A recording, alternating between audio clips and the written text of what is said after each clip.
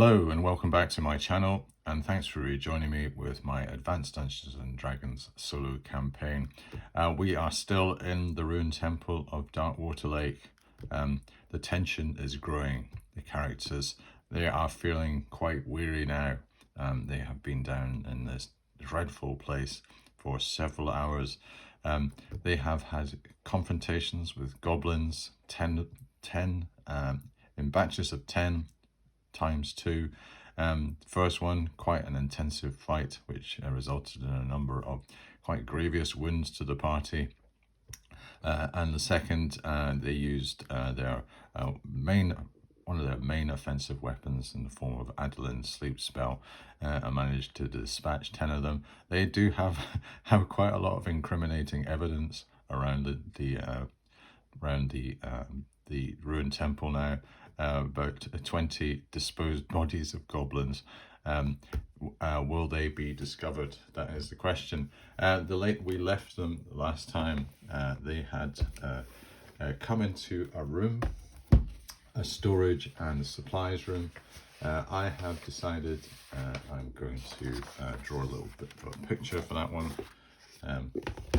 So if I just get my books out of the way, just put them to one side for a second.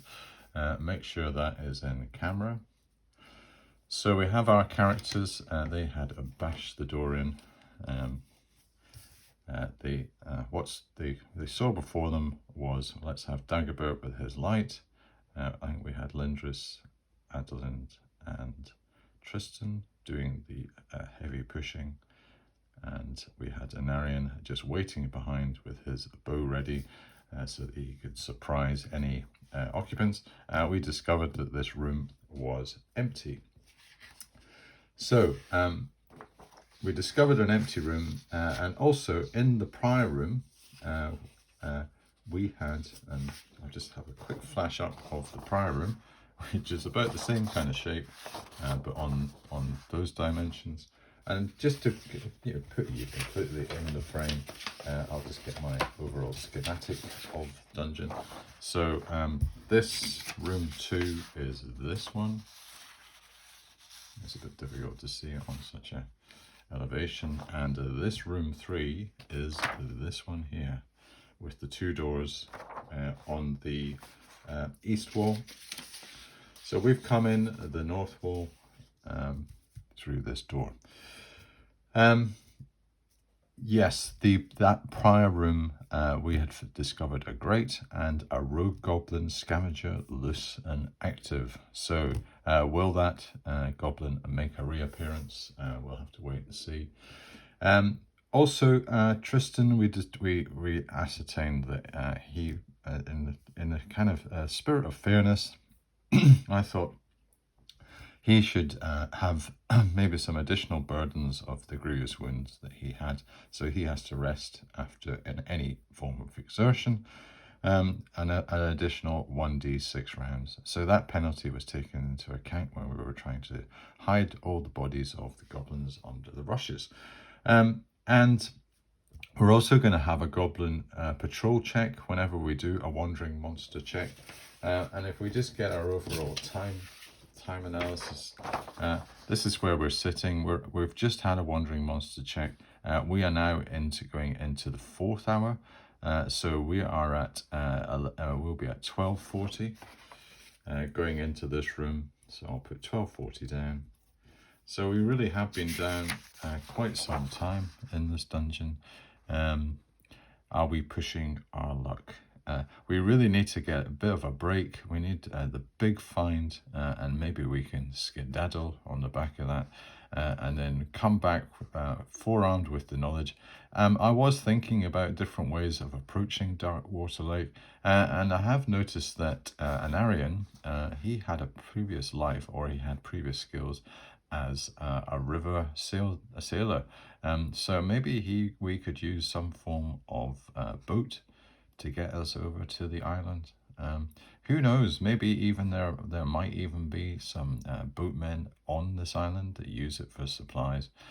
I have a feeling, part of my pre-design on this lake is this temple is that I do have some evil men that are based here. You know, are they going to be brigands? Are they going to be basically kind of lake pirates? Are they going to be smugglers? That kind of thing. So maybe they will have a boat, but that is all conjecture just now. So what I was trying to say was that we will have a goblin patrol check every time that we have a wandering monster check, which isn't going to be for another 6 turns, so we do have a bit of grace, and it will be a 1 in 10 chance for each room. So not only will I be doing a 1 in 10, let's see, get the dice, a 1 in 10 for a wandering monster, but I'll also do another check for our first room and another check for our second room. So I'll be rolling my d10 3 times. So, you know, what are the chances that we will get something happening? And if the goblins are discovered, I have a little table which I call my goblin dead body check subtable, and we'll see whether the goblins actually they are discovered and the alarm's raised or not. So we are at the stage now where we have got this door open. We are waiting on the brink. Lindris reckons, he says, well, that's probably going to take me about a turn and a half, a round and a half. A turn, he was right the first time, a turn and a half to do this area.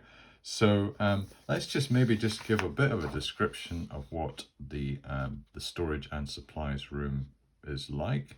And I've just done a few notes just to give me a bit of a reminder. I thought this might be quite useful for just laying on a bit of the atmosphere. And I thought, well, you know, we do have quite a special room here. I know it's empty, but why not see if we can put a bit of creative dynamic into the situation. You know, maybe layer on some interesting features.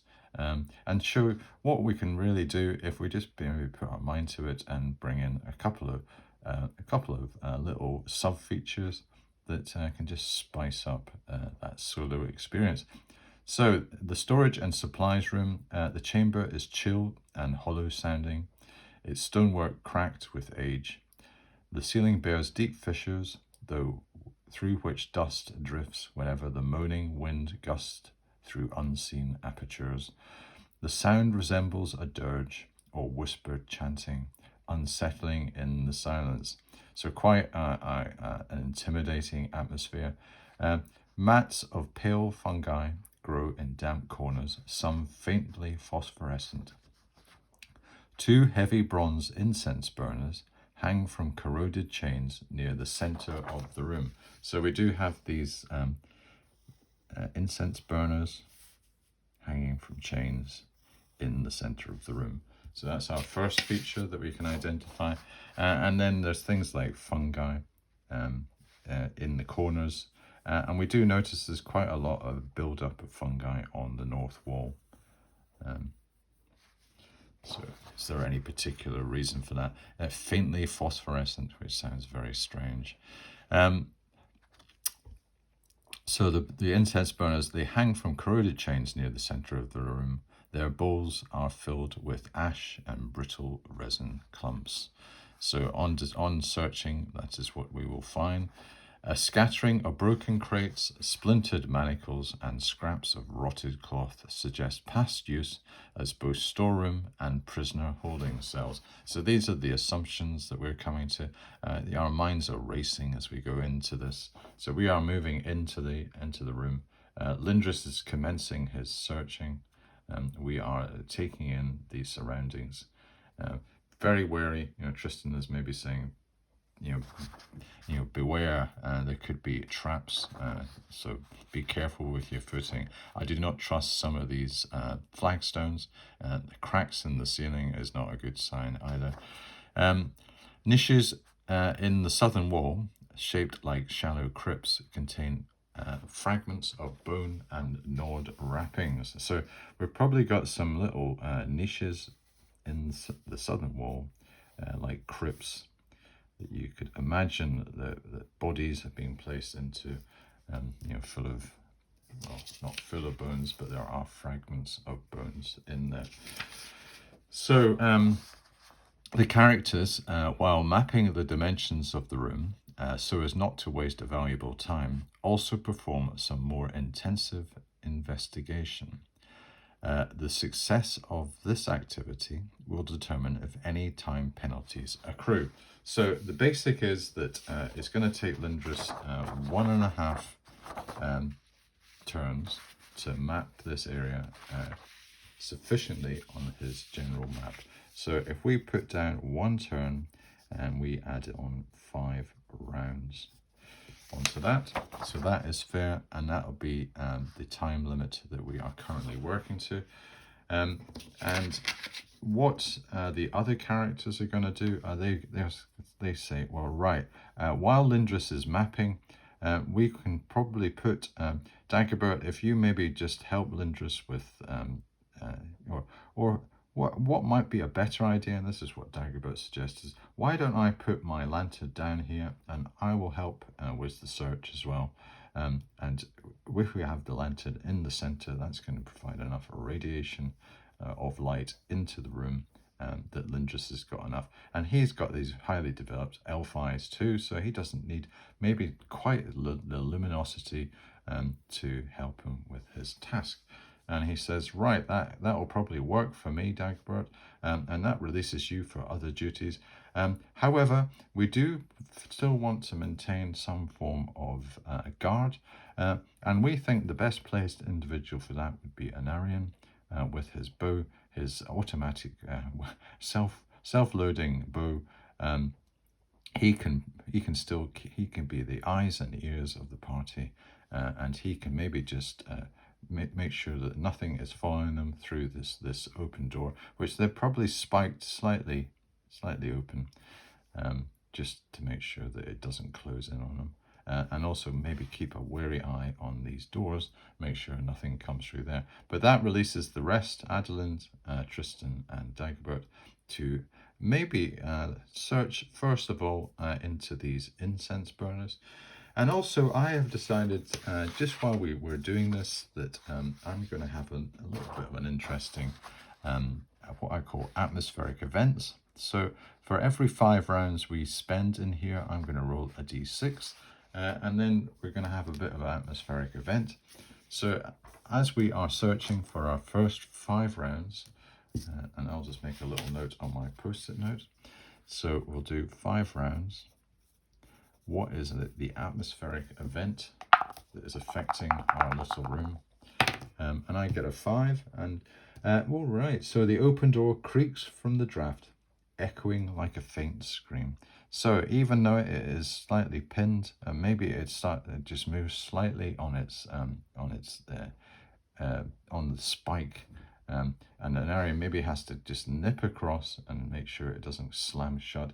But while it's doing this, it creates this echoing sound, and it sounds like a faint and distant scream.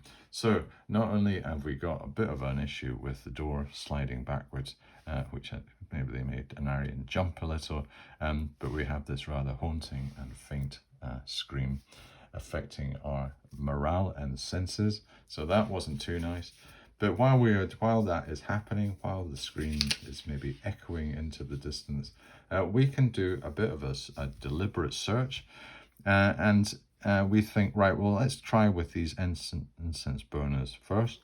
So as we've said, the incense burners, they contain fragments of resin, and on investigation, they think, okay, there is quite a lot of ash in here, there's a lot of resin. If I roll a percentage dice, I'm going to roll a percentage dice. Get my percentage dice. On a 30%, we have a chance of discovering a special content without having to sift the contents of. So we get a 25. So let us see who makes this discovery. We'll do a 1 to 3, and we've got Adelind. So Adelind says, look what I found. I thought we might have to sift this, sift out the contents. But I have found this, what looks to me to be a half, this iron key. It seems very warped by heat. I don't know what has, what has happened. Maybe someone has thrown this key into the burner to try to either hide it or destroy it. But it has not worked, and we're left with this large key. And the way I would describe the key is it's an iron key. It's warped. It's heat scorched iron key. It's pitted with age. It's a bit oddly shaped. It almost looks like stylized horns or fangs, which we have seen this motif in the ruined temple already on some of the wall tapestries. And Dagobert recoils, and he goes, "Oh, the sign of this cult." And Adeline says, "Oh, for goodness sake, Dagobert, I'm neutral. I can deal with this type of thing. It doesn't faze me one iota. So tell you what, I will maintain this. I will keep a hold of this key. It is very large. It's a very large key. It doesn't look as though it can be used for a common lock. So it does appear to be special.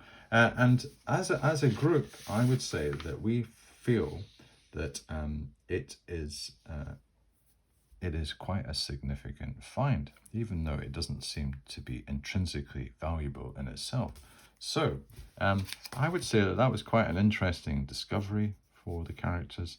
We have this warped iron key with rather demonic motifs. It is obviously connected to the temple.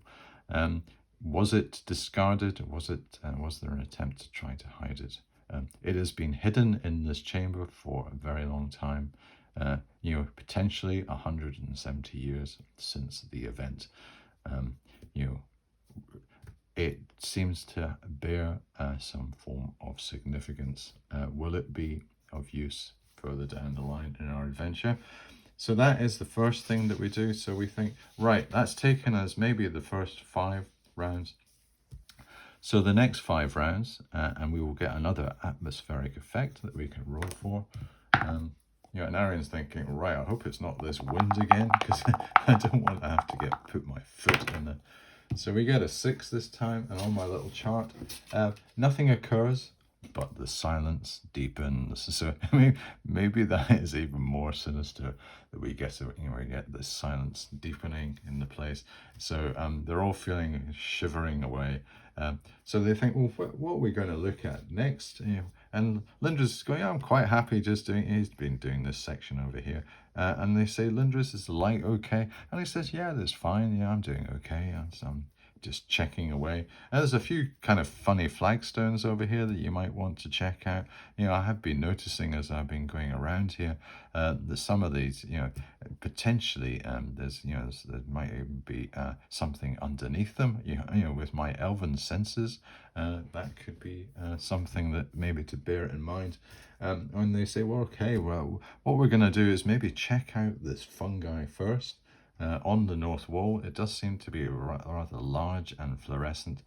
And what will they do when they come up and they start probing it with their either their weapons or their maybe daggers and stuff, is that actually this release on contact, it suddenly releases some spores. So if it is disturbed, it will release these spores, and the spores come right up into their faces. And what we're going to have to do is maybe do a kind of choking check against poison. So if I get my Dungeon Master's Guide, and we have to roll against poison, they will not. It's not the case where these characters are going to die if they don't pass it. But I have decided that if they fail, they are going to start to cough violently for 1 to 4 rounds, and they'll be unable to act. So maybe that will be a bit of a hindrance if we want to be doing any more searching. So, and also we'll probably be making a bit of a noise, which isn't going to be too clever for our hopes of detection. So let's do Dagobert first, and he's a cleric. And against poison, he needs a 10 or more to avoid a bit of a coughing fit. So let's find out. We'll just move Lindris out of the way a bit. Let's find out how he gets on. So he has a 9, so he's going to be doing a bit of coughing. He failed because he should have got 10 or more. So, you know, that's not too good. So Dagobert is going to be doing a 1D, I think I've said 1D, 1 to 4 rounds. So it's only a D4. So if I get my D4. So Dagobert will be doing 3 rounds.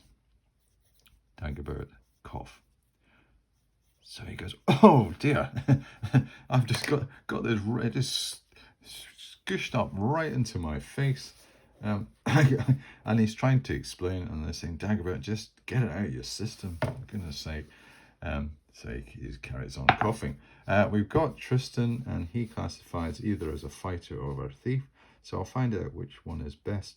And it looks as though a thief is the best one, 13 or more.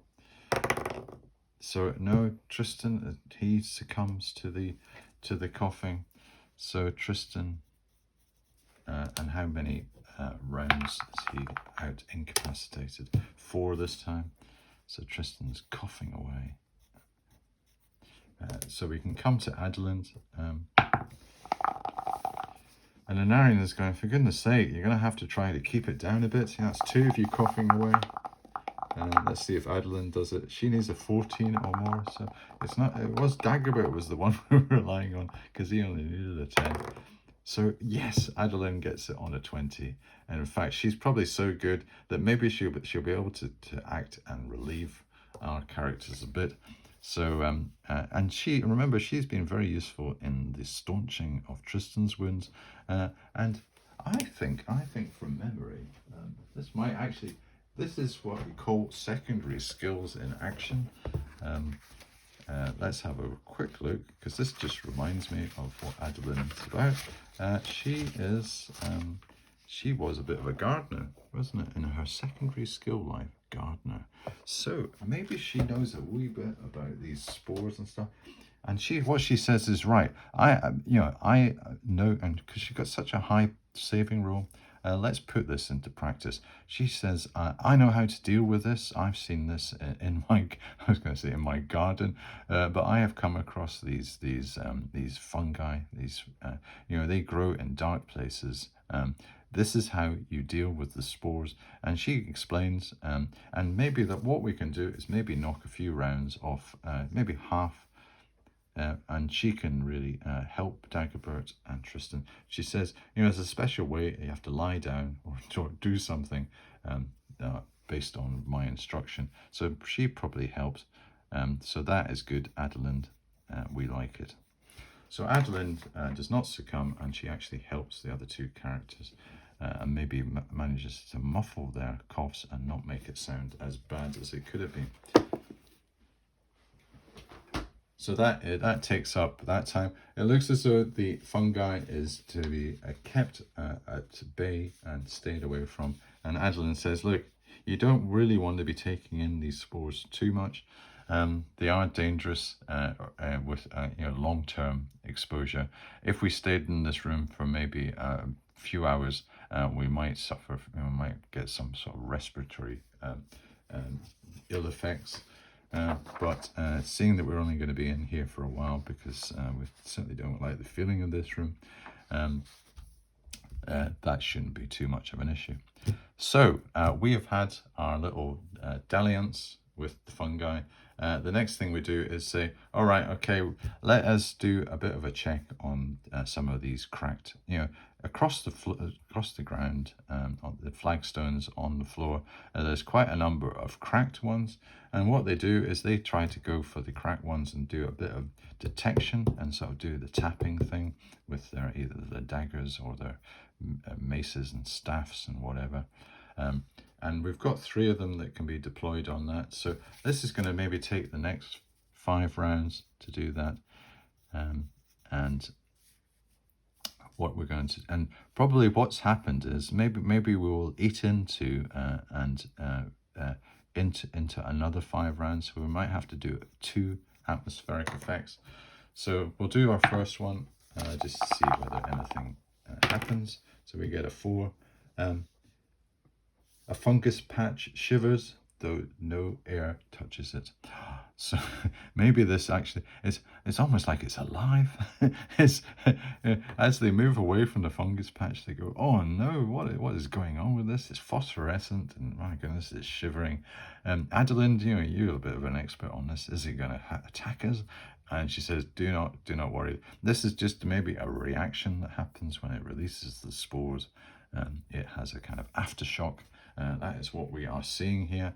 And probably the other bits of fungi are just almost in sympathy with the main north wall fungi. There are being other colonies of the main area are having little bits of shivers in sympathy. So that is the first atmospheric effect as we start to check the flagstones and do a bit of coughing. And what is the second one?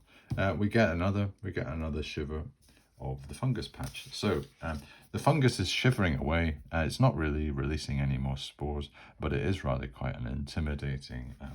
Not only we had that oppressive silence growing, but we have the shivering fungi being another thing. So we're doing all our tapping stuff.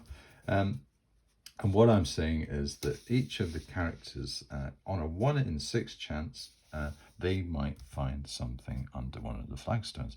So let's do each of our characters in turn. With the 3 that are being deployed. And I suppose what is happening now is that Lindris has completed his, or he is about to complete his mapping, so he will be free. And we can do maybe 4 of us and just keep Anarian on point. He's quite happy just using his ranger senses just to make sure that nothing comes in. So let's do Dagobert first, and he's tapping away with his, I was going to say tapping away with his mace. He's probably smashing up the flagstones if he was doing that, but probably the hilt of it, the actual shaft. So he doesn't have any joy. He's tapping away, he doesn't really get anything. And then we can do Tristan, and Tristan, he has a 1 in 6, so he doesn't. So he's tapping away, he doesn't really get anything. Adelind, 1 in 6. Oh, she does. So Adelind is she's on fire today. She's managing to resist spores, help with quick first aid, and also she finds a secret under one of the cracked flagstones. There lies a void, and she says, right, so let's maybe just let's find out where it is. If we do it into zones, and we'll do 1 to 4, 1 to 6. So it is in a 1, 2, 3, 4, 5. So it's over here. So say there's a cracked flagstone here. It's got a bit of crack in it. So Adeline's over here. She says, look what I've found. And they gather round. Lindris is now freed up from his activity. She says, look, I found a void underneath this flagstone. And she says, Tristan, could you help try to move it? And he does. He manages to slide it up and out of its position. And what they find within it, they find some bones initially, but they also find a bronze occult emblem. Both look as though they have been interned in this void, either hidden away. And they would reckon that the bronze occult emblem, which again Dagobert recalls from and says, what is this satanic sign? And Adeline says, look, just from a theological point of view, Dagobert, you're only 1 step away from this lawful evil religion because you're lawful neutral, so I don't know what you're getting so upset about. And Dagobert says, it is an anathema to me. Because I am a cleric, I am quite extreme lawful neutral. We do, and lawful evil is one of our major enemies, particularly in this region. So do not lecture me, Adeline. So Adeline decides, right, I better not upset Dagobert anymore, because she is quite forceful in her probably almost not atheist kind of views of a pantheon in this this universe, but she is not really very, very religious. She is quite maybe a bit nonconformist, and she doesn't really have very strong views, and she doesn't quite understand the mindset of the other characters. So we do have a bronze cult emblem. We reckon, quick appraisal from Tristan, who says, I know about these sort of things. I would say it's worth maybe about 25 gold pieces. So we go, yes. So we've got a bronze cult, bronze emblem, worth 25 gold pieces. And we, more interestingly, we have the iron key, warped by fire. But still there for us. Bronze emblem, 25 gold pieces, and an iron key. So we feel that we have achieved quite a lot of interesting discoveries in this room. We have now mapped it. Lindra says, right, the task is done. Let us continue before we get any more strange atmospheric effects. We don't really want them anymore. What is our plan of attack? So let's just have a quick look at how long we've taken. And I would say we've eaten into the other 5. We've taken maybe 2 turns. So to do all that, so let's just do that and put it in as 2 turns. I think that's fair. So we're going to have that 2. And we're now in the position where the characters are standing. And Arian is saying, I have seen no intruders. I have heard nothing outside. This open door, the other room seems secure. What are we going to do? So let's just have a quick look at our overall schematic.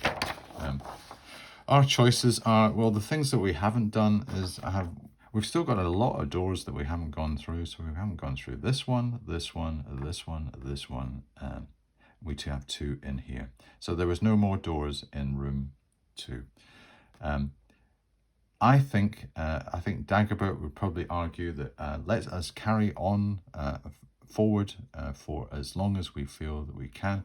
If we look at our time now, if we maybe adventure for another maybe couple of hours, and then think about maybe deciding to retreat and potentially camp on the island somewhere if an Arian, you can maybe use your ranger abilities and find us potentially a safe space on the island, maybe in a hidden cove, or if we get down by the lakeside. Also, we haven't really done an exploration of the island. There could be things there that will be pointers to the temple, and might help us with our exploration further down the line.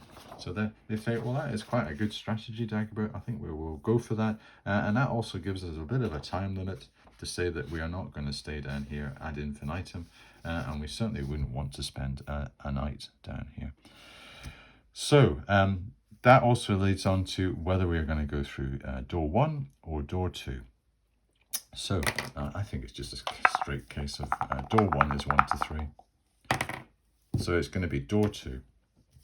So if we just move our little thing sideways, we are going to get our main map out for this. Let's see what is going to result from our exploration further. So this is going to be a roll beyond the door, and we are going to go for door 2, which is this one here. And we are going to, first of all, we're going to roll the d20 for the beyond the door. We're going to have the thematic dice, which is white. We're going to have the atmospheric dice, which is black. Let us see what we get if we roll these dice. I do not believe it with our thematic and atmospherics.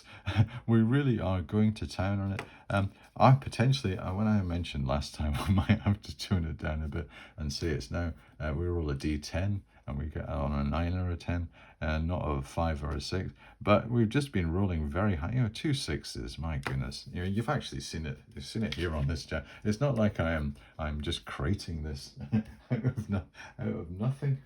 So we have the temple room, or potentially the temple room, and we also have some atmospherics going off. So let's do that first. I'll get my little, I'm going to have to get my post-it note out for this. Mass post-it notes for this episode. So we've dispensed with the last room. Now, what are we going to get in this? So we're going to have to roll a theme table. We'll roll 1d6 on the theme table and see what we get. We get a 5. Oh, we get an event. Right, we haven't had an event before. And on atmospherics, we get a 5, which is a combination of 2. All right, so what are we going to get?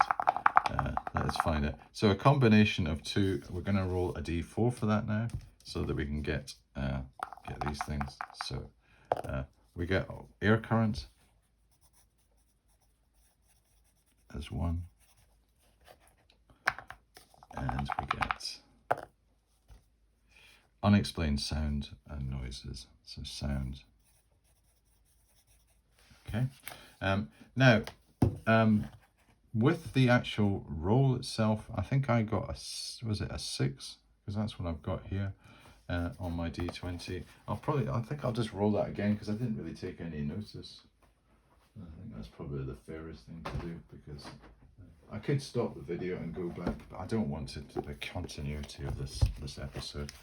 So I'll just go ahead and roll as if it is beyond the door. And it would have been passage straight ahead if it had been a 6. I do have a 6 registered on the thing. Oh, let's just go for a 6 and say it was a passage. So it's a passage straight ahead. And that will be a 30-foot passage that we do. And this, we might even get a chance to do a periodic check. And that would just be quite amazing. So we've got a 30-foot passage. And what I can do is I can do all the atmospherics. And I can do what the event is. So exciting. Let's do the atmospherics first. And according to our results, we are on an air current. So it's a 30-foot corridor with some atmospherics. What are we going to get? Air current. Get your D20, get your D100s out. Here we go. So we're going to have a 65 for air current. And a 65 is still. Okay. That's what it says. And in fact, air currents are still on 23 to 69. So basically, it almost highlighted that we would have an atmospheric effect or something, or an air current. But basically, it's saying, the table itself is saying, no, it's just there was nothing untoward just now. It's still. Maybe that could be a sinister in itself. It's a bit like when we got that atmospheric effect of it, the silence getting more, deepening. Maybe a bit more sinister. What is the unexplained sound and weird noise? What's that going to be? 45. And we get hooting. Hooting. Hooting. What could that be? Would this be is this going to be linked to this event? I think we're at the position now where we can do the event and find out what that's all about. Let's just do that. Let's just find out what the event is. We haven't seen an event yet.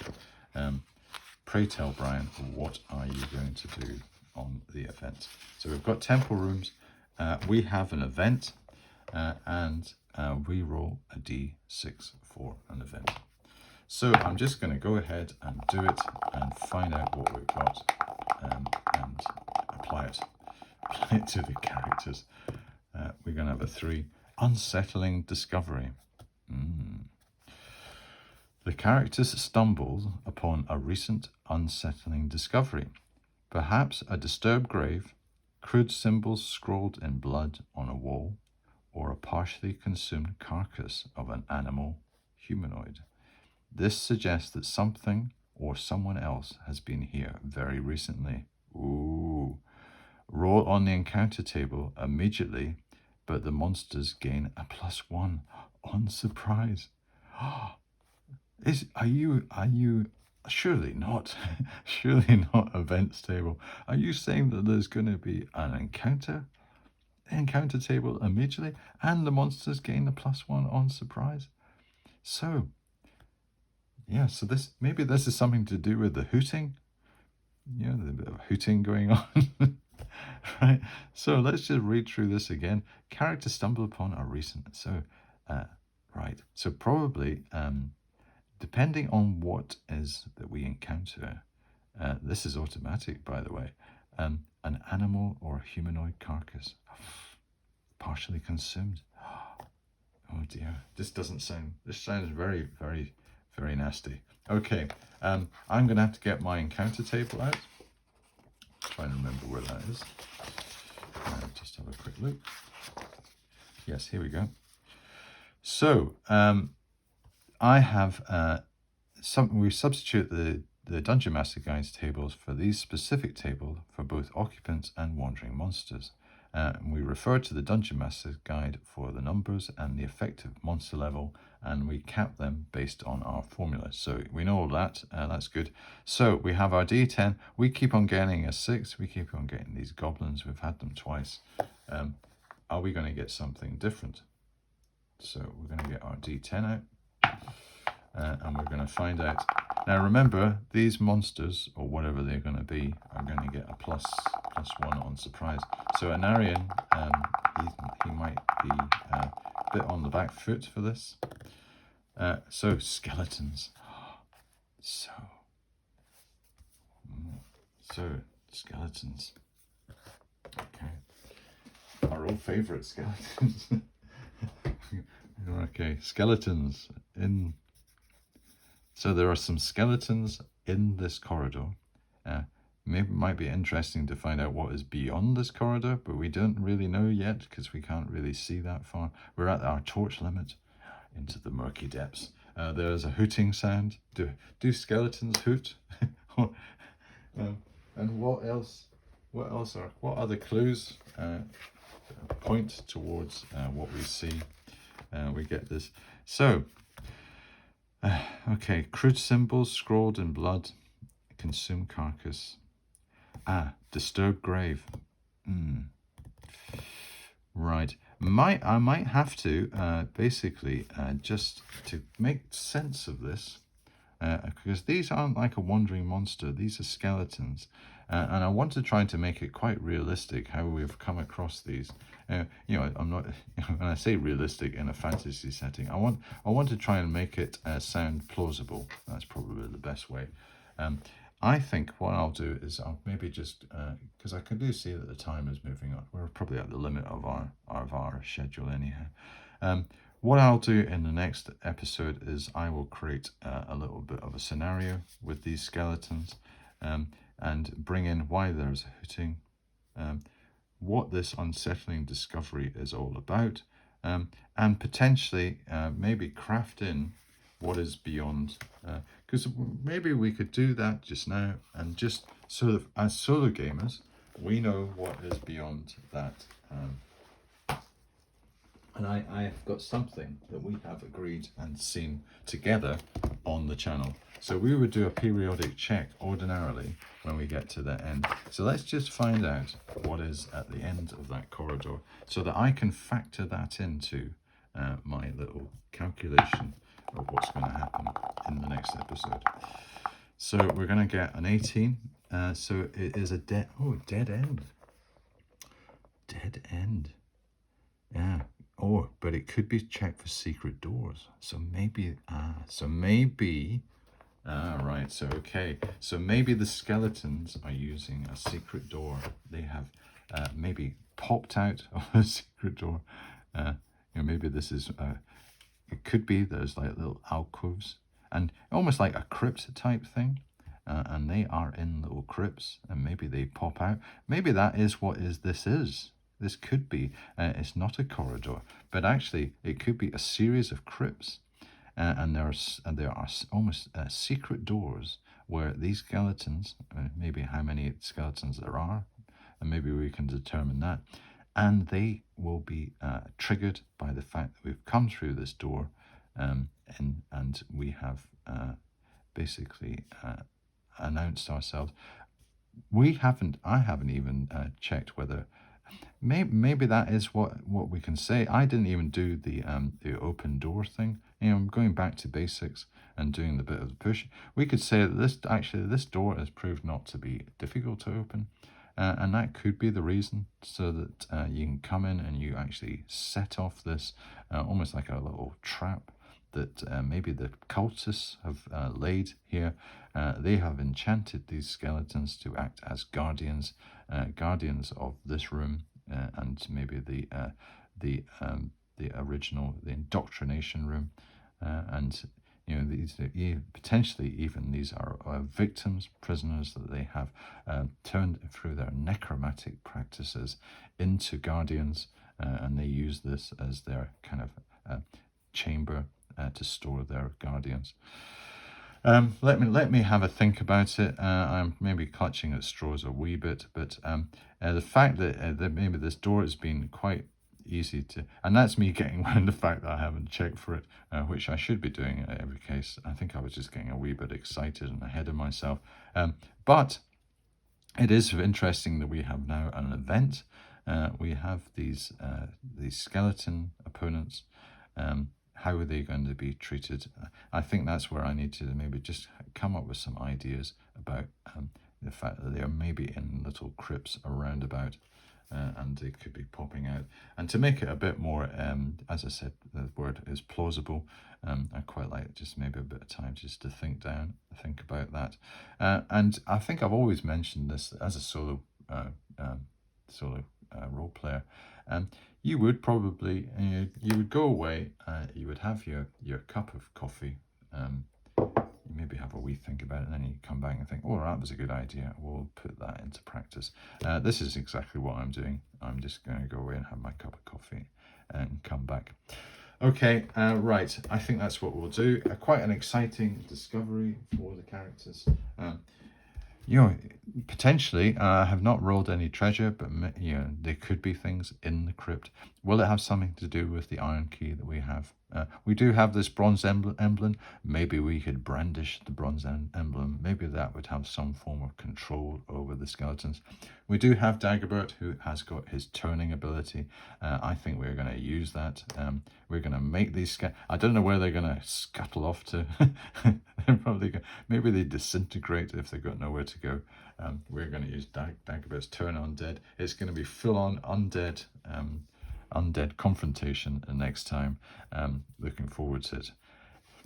Okay, I think that's enough for today. Hope you enjoyed our little foray into this room, finding out all its secrets, and you come back and find out what we do with these skeletons next time.